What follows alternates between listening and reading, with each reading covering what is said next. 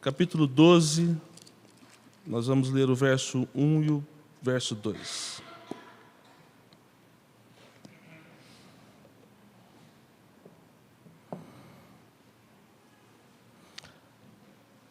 Carta de Paulo aos Romanos, verso 1 e verso 2. Se você fosse preso hoje por ser cristão, haveriam provas suficientes para condená-lo?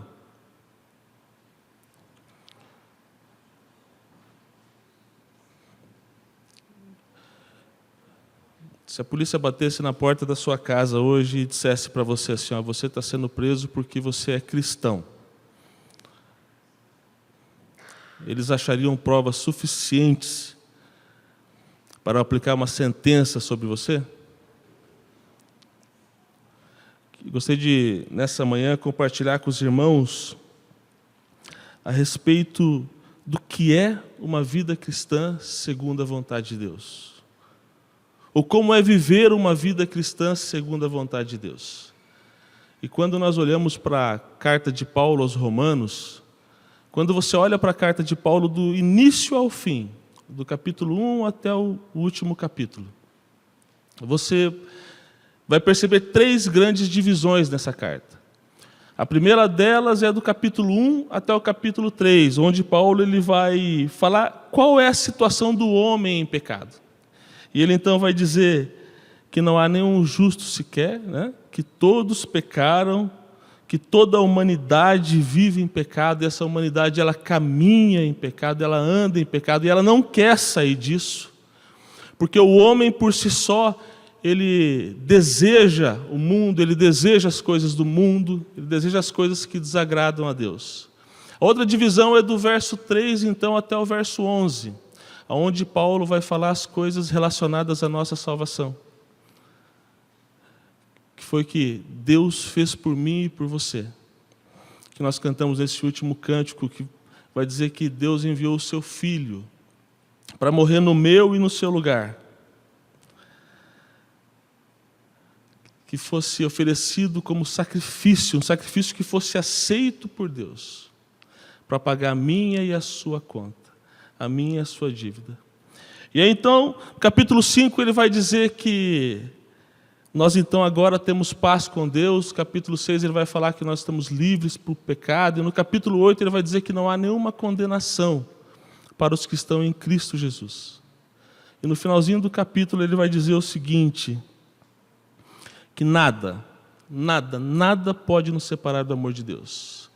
Que nem os sofrimentos, nem as provações, nem as lutas, nem a altura, nem profundidade, nem anjos, nem demônios, nem a morte, nem a vida, nada vai poder separar eu e você do amor de Deus.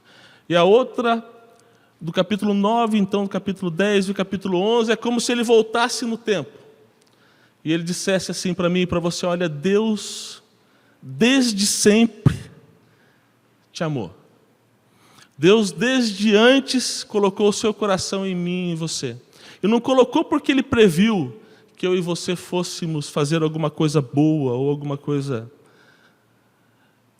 Ele fez isso antes de criar todas as coisas, inclusive o universo, inclusive você. Deus colocou o coração de você com um amor eletivo, com um amor incondicional, com um amor eterno. E aí então é aqui no capítulo 12 que Paulo vai dizer então como é que é isso agora? Como é que fica essa situação? Como é que fica toda essa teologia maravilhosa que ele explicou do capítulo 1 até o capítulo 12? O que significa viver isso na prática?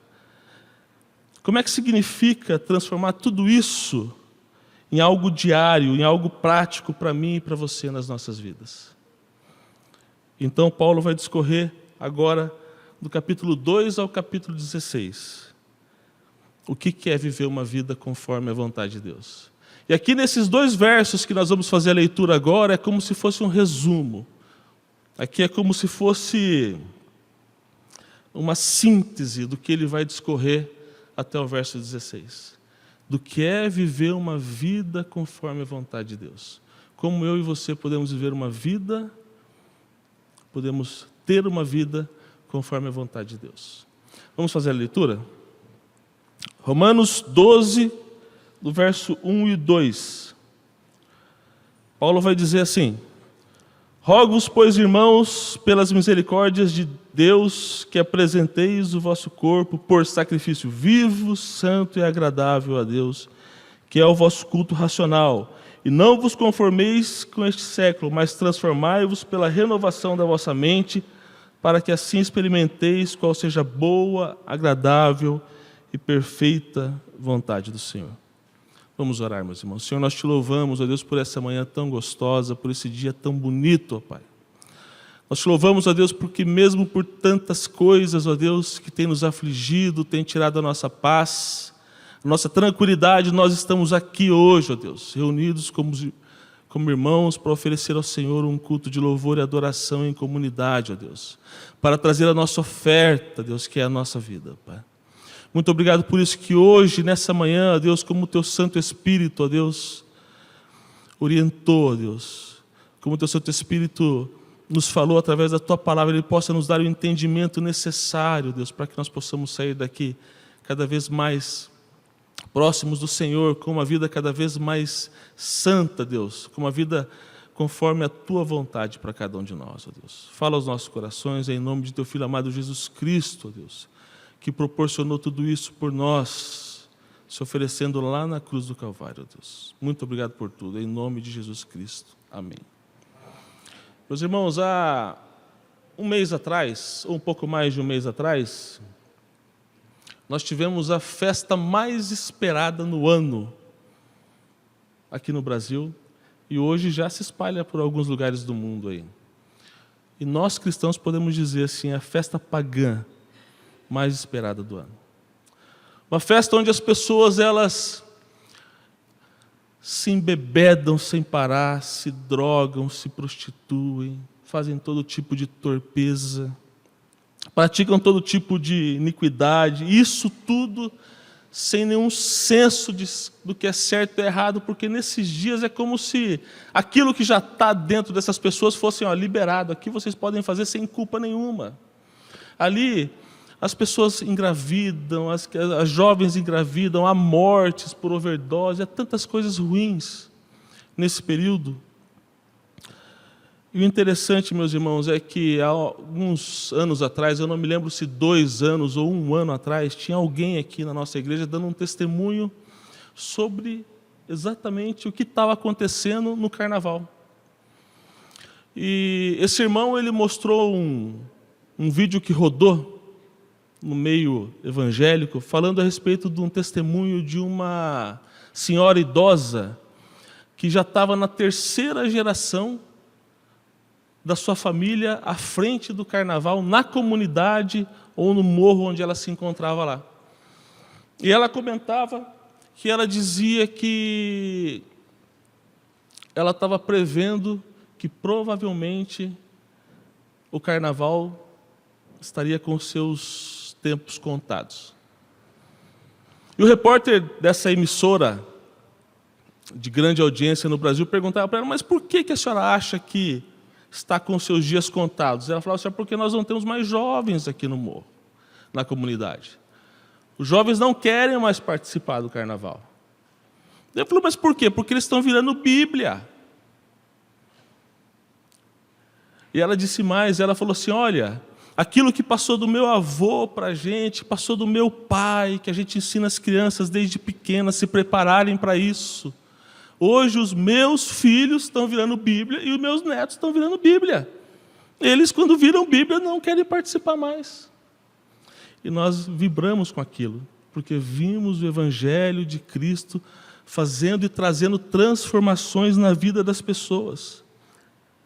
E esse ano, não sei se é do conhecimento de todos, mas eu ouvi pelo que houve no meio das redes sociais, uma grande escola de samba fez toda uma cenografia falando a respeito da vida de Jesus. Como se Jesus tivesse nascido no morro, se o José fosse um marceneiro ali, local, a Maria uma lavadeira ali, e assim todas as fases de Jesus naquele lugar. que se ele tivesse crescido, ele foi preso pela polícia, trabalhou pelos traficantes ali um período, e chega num momento que eles transfiguram Jesus numa mulher. E aquilo gerou no meio evangélico, gerou muita revolta por alguns. Gerou muita, até no Palácio do Planalto de Brasília houve alguém, obrigado.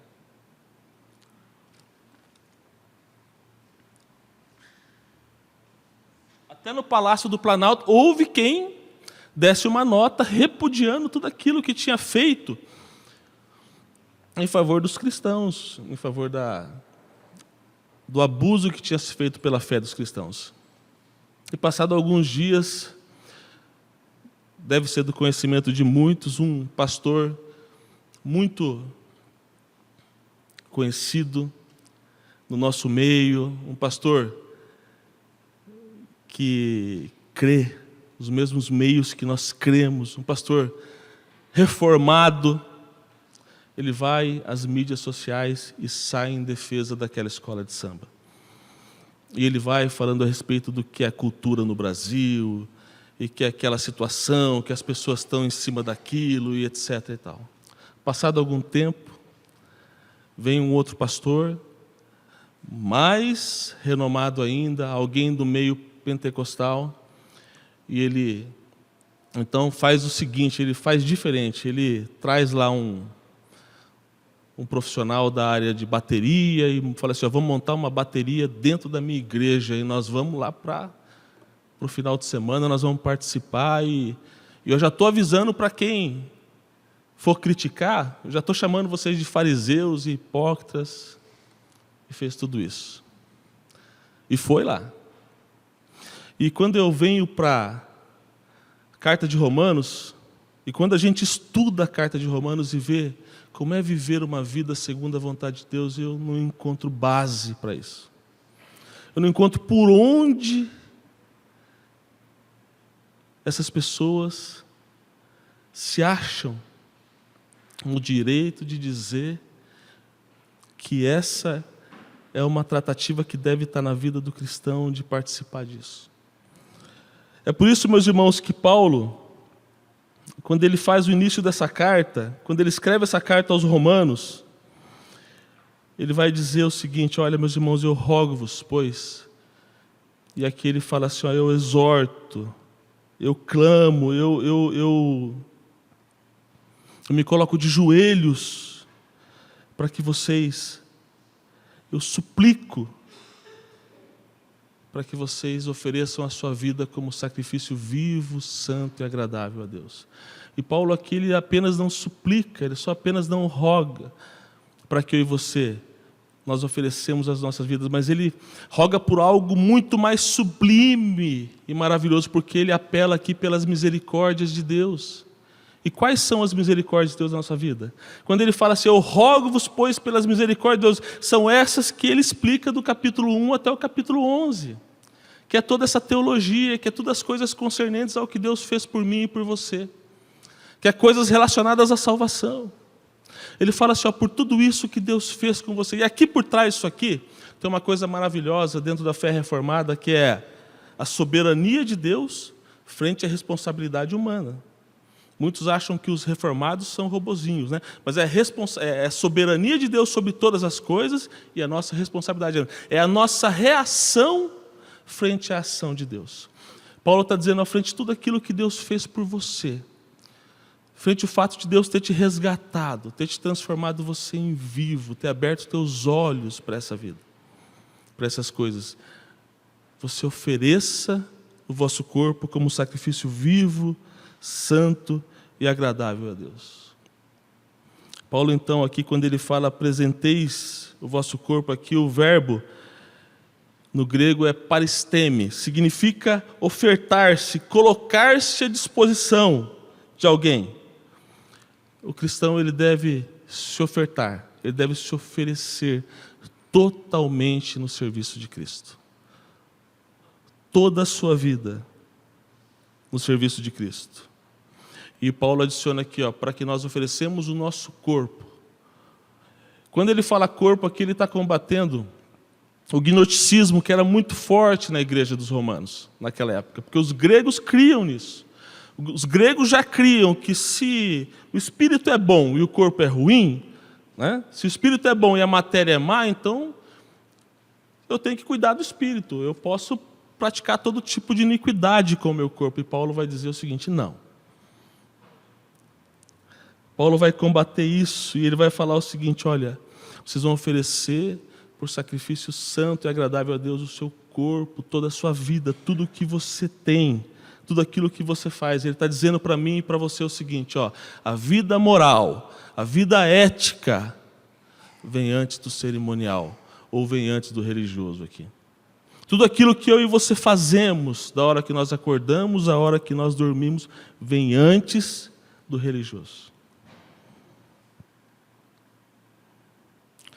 Em relação a isso, meus irmãos, se nós formos ver tudo aquilo que ele relaciona do verso 1 até o verso 3, tudo aquilo que nós éramos quando vivíamos sob o domínio da nossa natureza pecaminosa, tudo aquilo que nós fizemos com o nosso corpo, todas as maldades, todas as iniquidades que ele relaciona lá.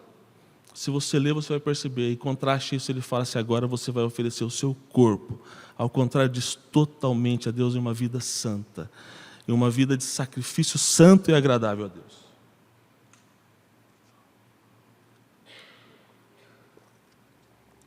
E quando nós olhamos, pode deixar lá o texto aberto, quando nós olhamos a palavra sacrifício, automaticamente nós pensamos em perder algo de extremo valor.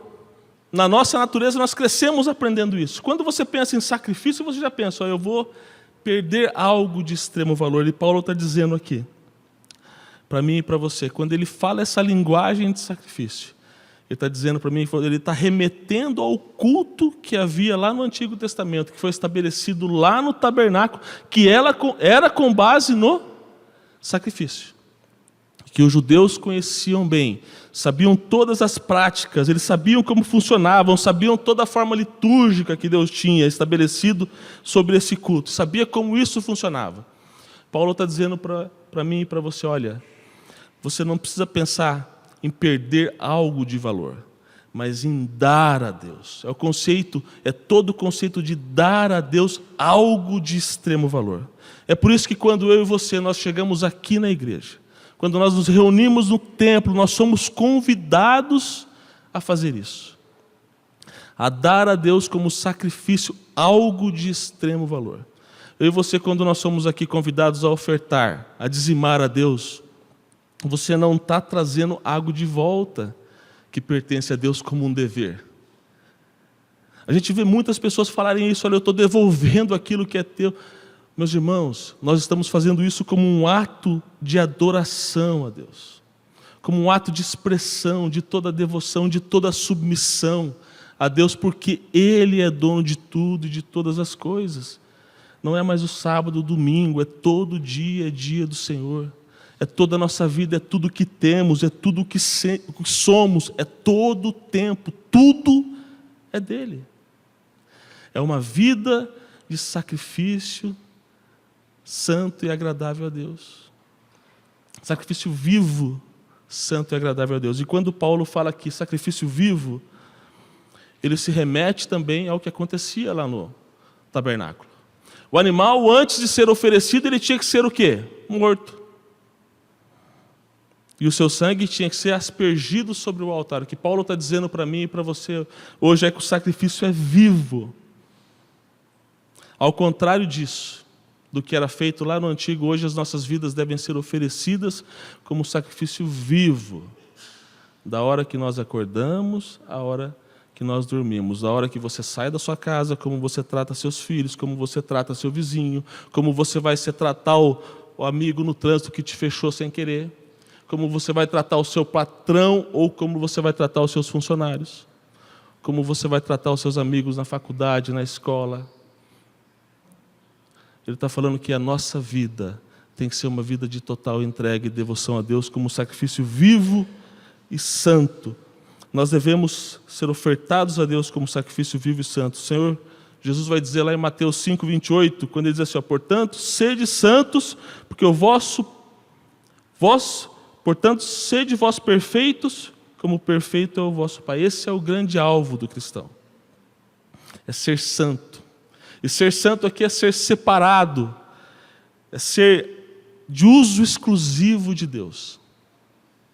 E a santificação, que tanto nós falamos, dá a impressão como se fosse algo que fosse produzido por nós, é totalmente ação de Deus na nossa vida através do Espírito Santo. A santificação significa Deus se apropriando daquilo que é dele. Aquele que começou a boa obra é fiel para terminá-la. Por isso nós devemos ser um sacrifício santo e agradável, embora algumas traduções trazem a palavra aceitável, mas no original é agradável, que significa satisfatório. No culto no Antigo Testamento, os animais, eles não podiam ter nenhum defeito físico. Eles tinham que ser totalmente perfeitos, sem mácula, sem nenhum tipo de imperfeição. Por isso que Paulo vai dizer para mim e para você em 2 Coríntios 5, verso 9 e 10. Ele nos exorta a sermos agradáveis ao Deus. Ele vai falar assim ao Senhor, quer presentes os vivos, quer ausentes aqueles que já estão no Senhor em espírito, os mortos. É isso que terá valor quando estivermos frente ao tribunal de Cristo. E conforme o verso 10, ele vai dizer assim, onde os remidos serão julgados acerca do que fizeram com o seu corpo. E é óbvio aqui que não é para efeito de salvação, é para efeito de galardão. O que Paulo está querendo dizer aqui, meus irmãos, é que mesmo que aqueles sacrifícios que eram feitos no Antigo Testamento, mesmo que eles seguiam todas as normas, tudo aquilo que exigia, não era aquilo que Deus queria. Aquilo não atendia suficiente a Deus. É por isso que Davi vai dizer lá no Salmo 51, no verso 16 e 17, vai falar, Senhor, o Senhor não quer sacrifícios, o Senhor não quer holocausto, porque senão eu daria para o Senhor. O que o Senhor quer é um coração contrito, um espírito quebrantado, é uma vida diária de confissão, de rendição, de total submissão a Deus, de serviço a Deus. Os verdadeiros sacrifícios, meus irmãos, devem ser oferecidos a Deus como sacrifício santo e agradável, que esse é o nosso culto racional.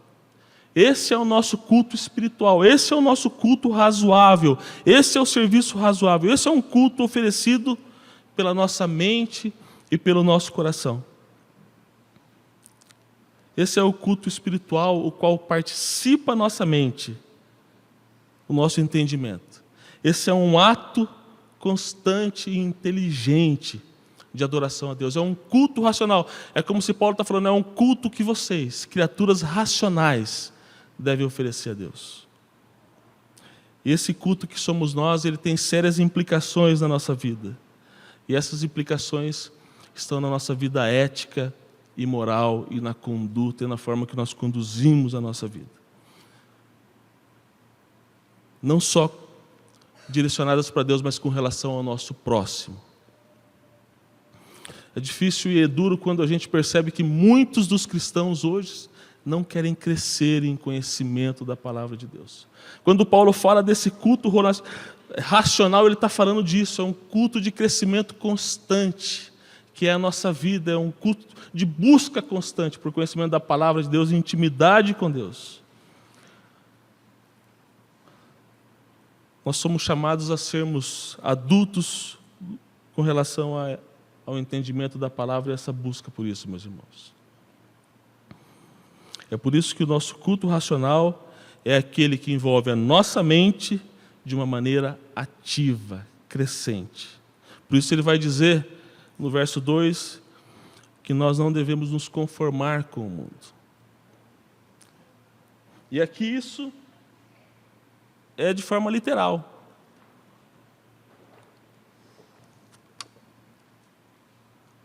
É não tomar a forma do mundo mesmo. É aquela ideia das irmãs da cozinha. Você vai tomar a forma do que é colocado na forma. O que Paulo está dizendo aqui é para mim e para você não se conformar com esse mundo, com esse século, com esse aion, com o Deus desse mundo, com essas coisas. Porque nós fomos chamados para mudar o mundo, mas não para sermos igual ao mundo. E uma mentira que sempre falam, e a gente acredita nisso, é que nós não somos seres influenciáveis. E nós somos totalmente influenciáveis. O ser humano é influenciável. É só você ver como é que você percebe, deixa uma criança num lugar, você vê, ela já volta com trejeitos. Nós somos totalmente influenciáveis, meus irmãos. Nós somos chamados para ser sal e luz do mundo. Porém, nós vivemos no mundo. O sacrifício morto vivia no altar. O sacrifício agora é vivo. O sacrifício vivo, ele vive aonde? Ele estuda no mundo, ele mora no mundo, ele trabalha no mundo. Ele vai na faculdade no mundo, ele anda no mundo. Mas sem tomar a forma do mundo. Paulo nos exorta a vivermos no mundo, mas apesar de viver no mundo, não tomar a forma do mundo. E essa é a nossa tentação. Esse é o nosso grande problema, porque nós começamos a olhar para o mundo, nós começamos a ver como o mundo se veste, nós queremos se vestir igual. Nós queremos ver como o mundo faz com algumas coisas, nós queremos ser igual. Nós começamos a ver como o mundo negocia e nós queremos negociar igual, não tem problema. Nós queremos ver como o mundo trata as questões fiscais da nossa vida e a gente acha que é normal, nossa carga tributária é um absurdo mesmo, ninguém suporta. E nós começamos a ser igual ao mundo. E Paulo chama a cada um de nós para vivermos no mundo, mas para não sermos, para não tomarmos a forma do mundo. É por isso que ele vai dizer que o cristão deve ser um não conformista, deve estar em conformidade com Cristo, deve ter uma vida radicalmente, totalmente a Deus, de entrega, de oferta, em não conformidade com o mundo. O pastor Toninho falou para mim esses dias assim, a respeito desse tema que nós estávamos falando. Se não tem culto na vida, não tem vida no culto. O resultado do nosso culto aqui, quando nós estamos aqui de manhã e à noite, demonstra de como você está usando a sua vida. A forma com que os ministros aqui se dirigem a vocês, demonstram para vocês qual que é o resultado da vida de vocês. É por isso que nós devemos ter uma vida de oferta, de entrega a Deus, e nós devemos nos ser transformados, ser renovados pela renovação da vossa mente. E aqui a palavra é metamorfose mesmo. É uma transformação fundamental de caráter e conduta que diverge totalmente dos padrões do mundo, assemelhando-se ao próprio Cristo. A imagem de Cristo, meus irmãos, e a imagem do mundo, elas são incompatíveis. Elas não convergem. Não tem como adaptar. Não tem como você juntar uma à outra. Uma não se encaixa na outra. É por isso que nós somos chamados a não pensar igual ao mundo, mas a viver uma vida totalmente diferente, mas no mundo. Essa é a forma que eu e você temos de evangelizar, de testemunhar, de falar do amor de Deus para essas pessoas. Paulo ele vai nos orientar a respeito desses valores mundanos e falar para mim e para você que nós devemos pensar com a mente de Cristo. É por isso que o próprio apóstolo ele vai dizer o seguinte, que ele já não vive mais ele, mas Cristo já vive nele. Ou seja, ele já não vive uma vida centrada nele, mas ele vive uma vida centrada em torno de Cristo.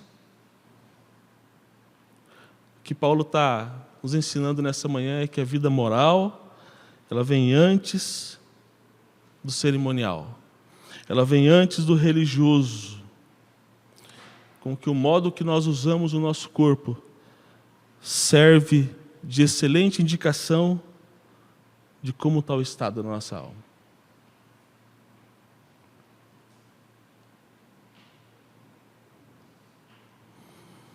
Paulo está dizendo para mim e para você, meus irmãos, que que a nossa vida de culto ela começa da hora que nós acordamos até a hora que nós dormimos.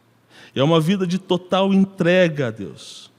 É uma vida de totalmente inconformação com o mundo e de transformação diariamente da nossa vida. O que eu aprendo com isso?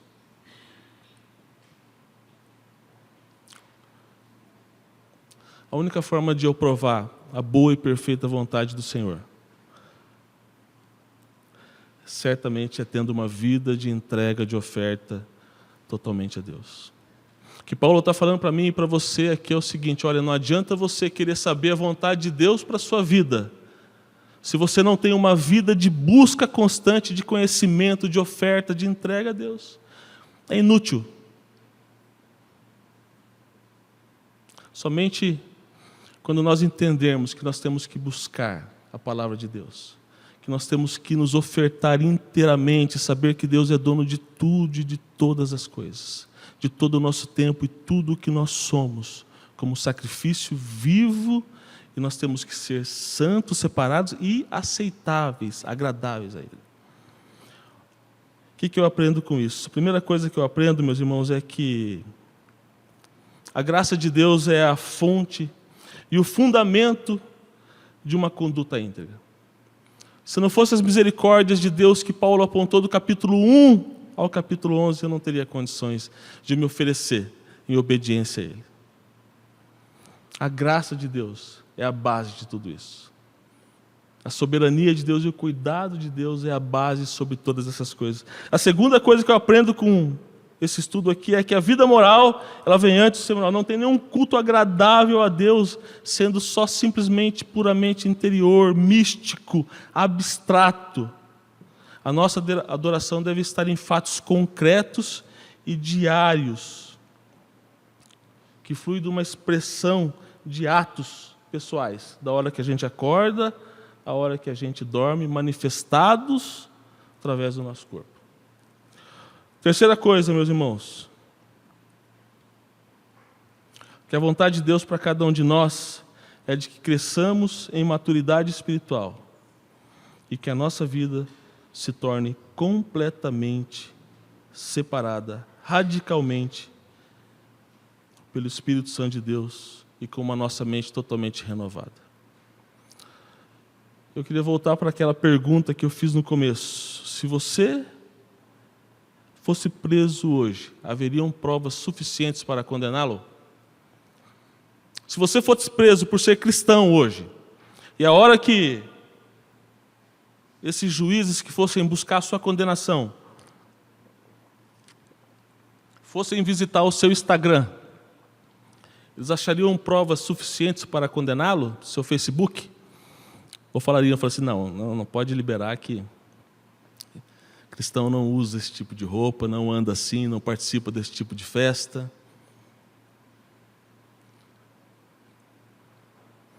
Que essa palavra possa trazer o meu e o seu coração, a exortação necessária para termos uma conduta santa, uma vida santa, de oferta, de entrega totalmente a Deus. É só assim, meus irmãos, que nós vamos poder nos achegar aqui, no nosso horário de culto comunitário, onde a igreja vai estar reunida com os seus membros e oferecer. E aí eu e você, nós vamos nos ofertar em adoração a Deus, algo de extremo valor. E não significa que você tem que chegar aqui todo dia contente e alegre, não.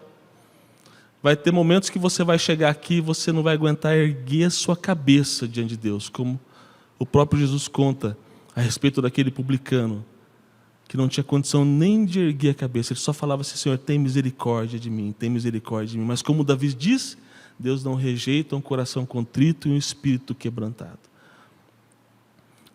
O espírito de alguém que sabe a sua natureza e reconhece o seu lugar diante do Deus, Criador de todas as coisas, soberano, diante da grandeza de Deus.